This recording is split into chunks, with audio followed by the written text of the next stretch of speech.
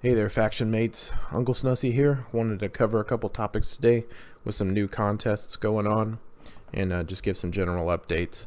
So one of the things I wanted to talk about was this weekend there was a showdown tournament, and there was several of my faction mates that were attempting to cross the 500 notoriety and hold that for the reset to get the massive bonus of showdown coins, and it wasn't going so well. And I wanted to talk a little bit about sort of the chess match in this game. And so you start to see a certain trend, and then you have to counter it. And so in this particular case, I wanted to talk about the fact that there was a lot of this particular setup during that showdown. There was a lot of Zombie Austin and Wendy Richter. And why that was is because when there's a showdown tournament, it takes every single person's roster, and it takes the two best wrestlers it can find on their roster, and it makes them their defense team. So if people don't actually go in and set their own defense team, then by default it's going to take their two best wrestlers. Well, for a lot of people, that is Zombie Austin, and in this case, Wendy Richter. Why is it Wendy Richter? Because she was the free character. Last month, people were able to train her up on a discount, so you saw a lot of 4-star gold, 4-star silver, 4-star bronze Wendy Richter paired with a Zombie Austin. Zombie Austin became more common for people to have this year after the last Halloween contest, because they started to make him more readily available in the loot. So I know several members of my faction picked him up for the first time, including me. In the Halloween contest. So when that happens, when you start to see a lot of one particular thing, there's an opportunity to counter that with your own counter move. And so what's the counter move here? Well, to have success in the contest would be to be able to defeat Zombie Austin rather easily. And the good news is that's actually possible with somebody that many people will have on their roster. So many of y'all will have this guy on your roster, 6. And 6 is the Zombie Austin killer. So if there's a showdown event where there's a ton of people using Zombie Austin, that's actually perfect for you if you've worked on 6 at all. And why that's perfect is because in his move set is a move, the spinning crescent kick right here, which is a 1 charge, which means it's ready every single turn. And right now it steals 1 MP from your opponent's purple moves. However, when you get him to 3-star gold, that goes up to 2 MP. Now, the vast majority of people that use Zombie Austin use him with 2 purple moves. So when you are 3-star gold with 6, and you're able to steal 2 MP every turn from 2 moves, that's 4 MP every single turn.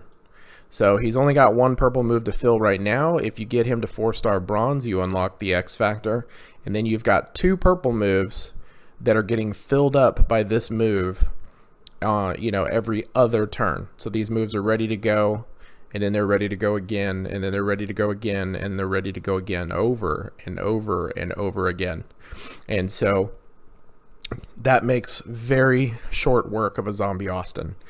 I would say you're able to beat people 2-star levels higher than you. So what I mean is my 3-star silver can probably take a 4-star bronze and take them down rather easily. If this was a 3-star gold, I could probably take out a 4-star silver, and a 4-star bronze 6 will take out a 4-star gold Zombie Austin.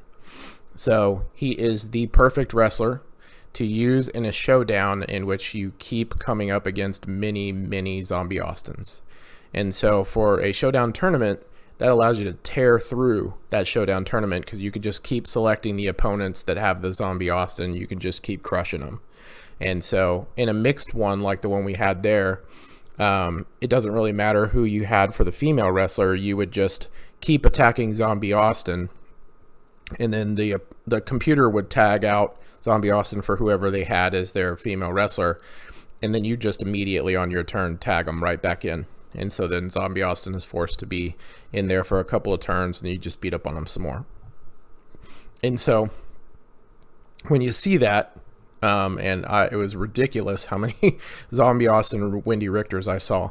Now, I obviously haven't worked on my 6, but I had a wrestler strong enough that more often than not I could beat Zombie Austin. But it was tough. There were a couple of matches where he would get his stun moves off, and then I'd just be stuck, and I'd just be watching my wrestler get destroyed. So if I had my 6 more developed, I would have been able to use him to just knock out those Zombie Austins really fast. And as a matter of fact, because that happened in that Showdown tournament, I'm actually going to make him a focus now. And it's not just for that, but he's also, as a coach, he helps reduce submission turns for strikers, right? And so getting him up to at least 9,000, which is 4-star bronze, will reduce my opponent's submission turns by 3 and help me kick out without losing too many move points from my moves from somebody getting a submission move on me. So he has value and benefit in that regard as well. There is another wrestler that's also lethal for Zombie Austin. I'll show you that one next.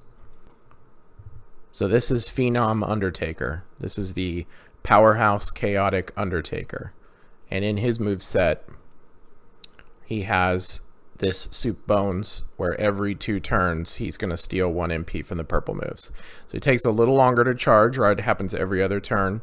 But he like 6 will start to steal more and more MP the stronger he gets. And I think his actually gets up to 3. So he steals 3 every 2, where 6 steals 2 every 1. But he has 2 purple moves that will fill: the Sidewalk Slam here, Trap Gym move, and the Choke Slam move. So you have the ability with him, and you can actually run him a couple of different ways, because you can fill this move, which fills that move, and then this one destroys red gems, so you can actually have one of his red gem moves in there if you want, so that you can steal purple to fill this to break red to fill this, run the submission, right? Or you can do the Tombstone Pile Driver. So there's a number of different ways, but he is also a lethal Zombie Austin killer. And I keep focusing on Zombie Austin because he's the one that kept showing up in Showdown, but honestly, they're lethal to anybody whose primary moves are purple. Slick Rick the Showboat, when people are running his best move set, has 2 purple moves. So if they've got 2 purple moves and you've got a wrestler that's able to steal purple MP, and not just steal purple MP, but steal it fast. 6 can do it every turn. Phenom can do it every 2 turns. And so that's lethal. You have them strong enough, you throw them in a match when you see that that's your opponent, and you can take them down super easy. And so that's just something I wanted to talk about when it came to this weekend Showdown. Now I'm going to focus on some of the events that are going on right now. Okay, so right now we're getting towards the tail end of the Hall of Fame contest. This is the month-long event.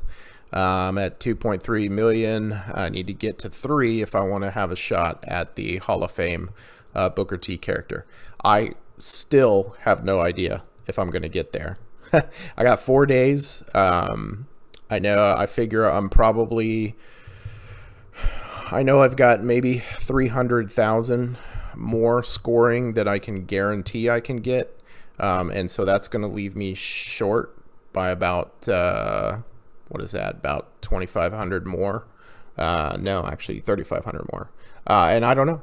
I don't know if I can get there. But I'm going to try and see. But I'm going to try to get as far as I possibly can in this contest. So we'll see. And when we get this close, when we're getting down to the end, I start to break some of my rules. And what do I mean by breaking some of my rules? Well, if you've heard me talk before, I don't like spending coin when there's no coin in Evo contest. I don't like spending TP when there's no TP contest. But the other thing I don't like to do is I don't like to keep spending coin and TP after I've already hit the highest reward level, right? So if I have 12 million coin and I fill this thing all the way up, I'm going to stop. I'm not going to spend any more coin until there's another coin and evolution contest, right?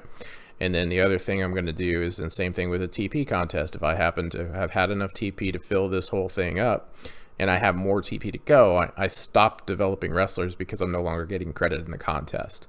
Well, the exception in that rule to me is when I'm chasing a prize that's about to go away. And so in this case, this prize is going to be gone in 4 days. So that's all the time I have left to get to from where I am now to get to this reward level 30. And so knowing that, and knowing that I'm chasing this, I'll try to figure out, what the likelihood is that I can make it all the way. I'll try to see, we have the calendar of events where you can see some of the other events that are coming, and you can kind of guess how much ingots you can get from those events based on the previous events that have occurred. And so, part of me's got to secretly hope that maybe there's some surprise pop-up events that have some ingots in it as well. But that's what I'm going to be doing. I'm going to be continuing to develop Stephanie McMahon. I got to use Stephanie McMahon for the first time as a 4-star bronze, and I can say with a high degree of confidence that I would call her a good, not great trickster female, but a good trickster female is better than most of the trickster females that are out there. She's on par with the trickster version of the Bella sisters, and certainly better than Natalya. In some ways, she's kind of in the same category as Lita, in that once you get her moves started, she's able to refill and recycle very, very quickly when she has that 4-star move. And so that's great. And she was brutal when she was paired with Zombie Austin, because her primary move color is purple. And so she would fill up Zombie Austin's moves in those tag matches, the stun move that Zombie Austin has, quite quickly. And her secondary color is yellow, which also happens to also be the other color that Zombie Austin typically uses. So if Zombie Austin tags her in and she uses her moves, she's not only refilled her own moves, but she's filled up all of Zombie Austin's moves as well. So that presents a bit of a challenge, right? So she's, in my opinion, a pretty high quality character, one of the better free month-long event characters I've seen, and definitely worth working on. So anyway, that's what I'm going to be doing. I'm going to be working on developing her. I'll probably be seeing if I need to throw some coin at some of the other people that I have that are part of some of the tours, where I'm getting stuck on the tour and I can't get any more ingots because I can't get any farther. And that is something I wanted to mention real quick. So I've been mentioning how I focus on getting the on getting the tour perks and boosting my tour perks, and one of the ways I've been able to use that is that's the wrong example. Let me back out. So here in book 1, so Hell Mode, Kurt Angle. Previously, I was unable to win any matches in Hell Mode using my Kurt Angle, and now I was able to win 2. And how was I able to win 2 more? I was able to win 2 more because those tour perks made my Kurt Angle fill his moves much, much quicker, and it made him stronger. And so that allowed me to get the drop on these 2 people and take them out. That's pretty significant. 4-star silver Y2J with 12,500 talent going up against my my little Kurt Angle.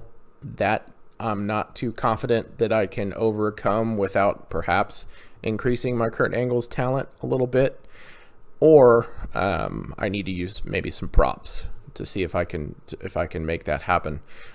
Generally, my rule of thumb is I with strong tour perks, I think I can beat somebody that's maybe 25% better than me, but this is over twice as strong as my Kurt Angle, and that somebody facing somebody over twice as strong as you is not a promising proposition. You still have a shot, and the reason you still have a shot is when your wrestler has a submission move, there's a chance you're going to be able to keep them away from their moves long enough to maybe wear them down. But that's a long, slow, tough road with potential pitfalls happening along the way that are pretty significant.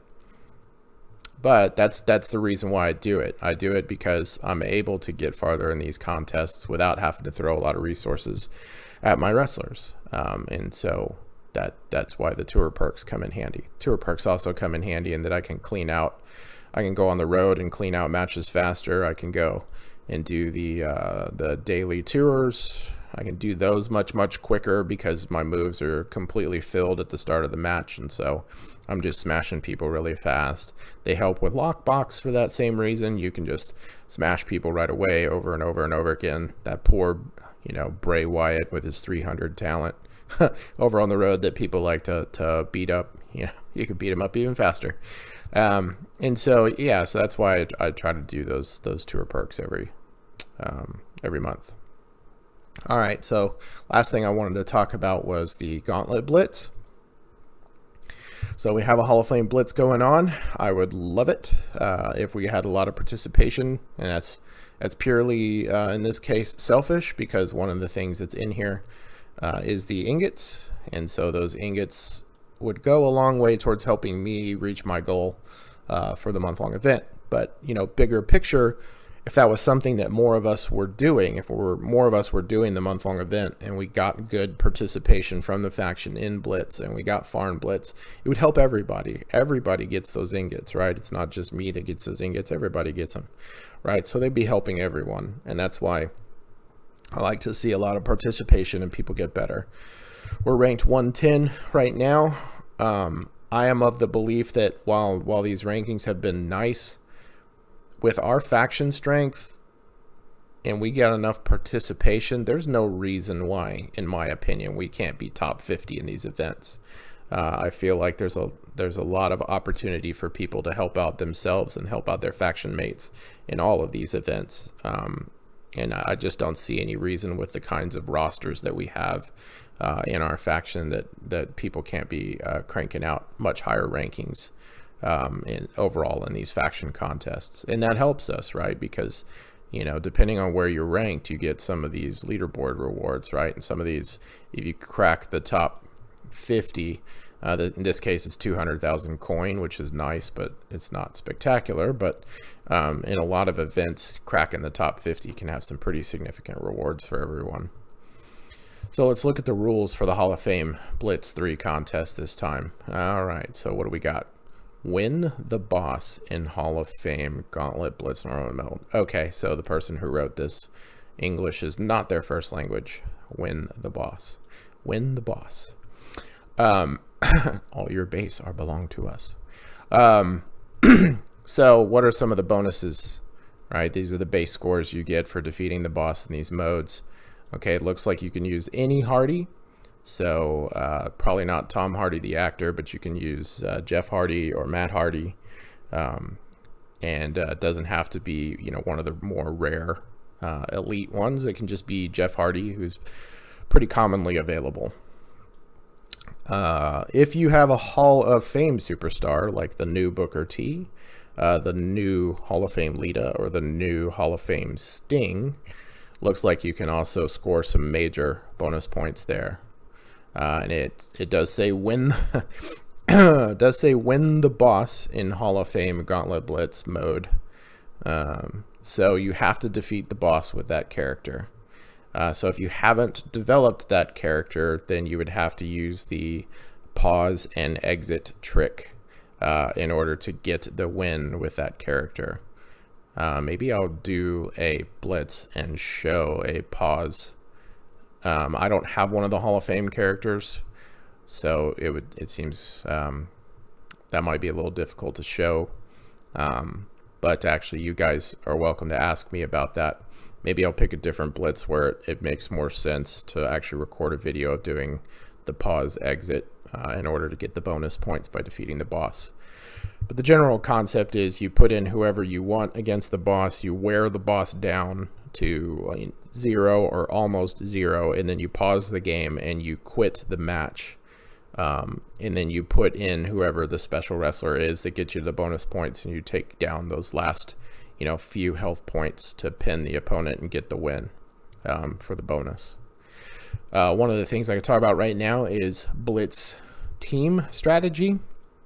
So let's take a look at some of these blitzes. Oh, real quick, in case there's anybody sitting out on a big old wad of cash, there's a weekday warrior event going on. This is a purely cash play, so it's spending in-game cash. The top reward is Texas Rattlesnake version Steve Austin. That reward is not terribly impressive to me. He's a tier 2 showboat. But that just and 150 shards of sting. I mean, that's mind blowing to me, actually. Those are some significantly lame rewards in my opinion.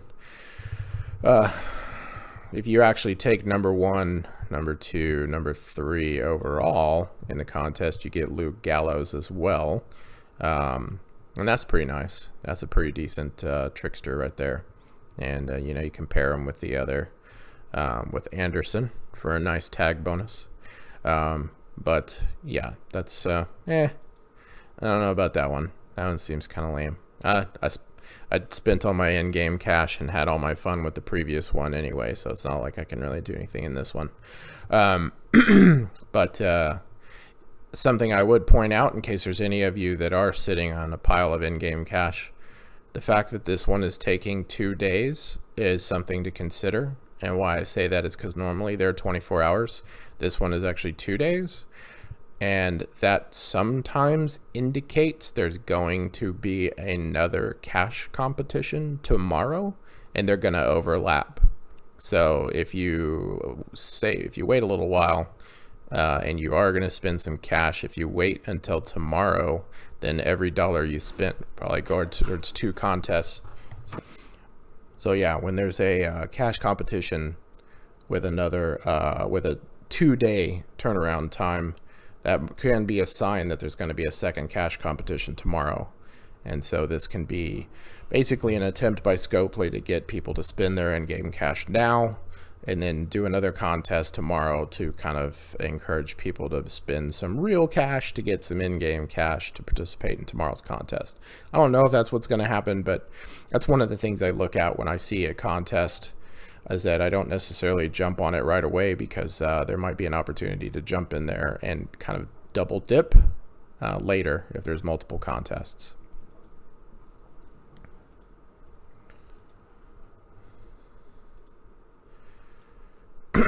All right, so Blitz team strategy, another subject to talk about. So how to put together your team for a Blitz. So if you've watched any of my previous videos, I come in here, see how many people you actually need in order to participate. So six superstars for the Hell Mode Blitz. Hard mode is 4, and I bet the normal is going to be 2. All right, so how to build out your team for these blitzes. So what I do is I go in here and I look at the rewards, and I see how many matches it's going to be. So it's going to be 9 matches, right? And most of the time with these blitzes, if there are 9 matches in the blitz, the way difficulty is determined in your match is the average strength of your entire team. So what that means is the total sum of your team strength divided by how many wrestlers you put out there. So when you're trying to make these suckers easier on yourself, what you basically want to do is try to have one heavy hitter, maybe a medium-sized hitter, and then a bunch of smaller people. So, if I were to put my Sting out there, all right, 6,402. Put this Hardy out there, right? So I'm at 15,610 with 2 wrestlers. So that's going to be, my average team strength is now 7,500. And so that's what it's going to use when it's trying to decide how difficult it's going to make this on me. So if those were the 2 people I was going to primarily use, then I would come in here and start popping in some weaker people, right? So I may fill up the roster, but I'm going to fill up the roster with some weakness.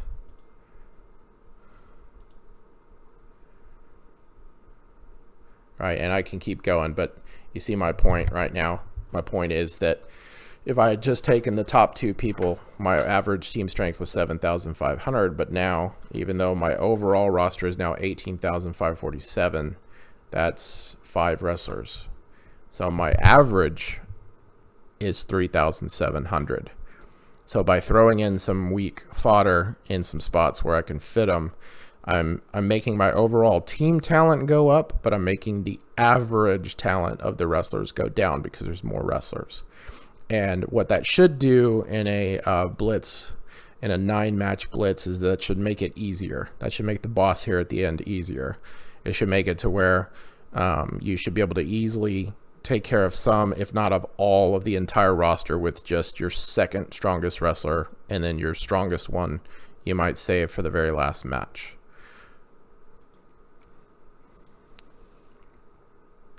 All right, so that's it for me today. I hope there's some stuff in here that you find helpful, and I'll talk to you soon. Bye.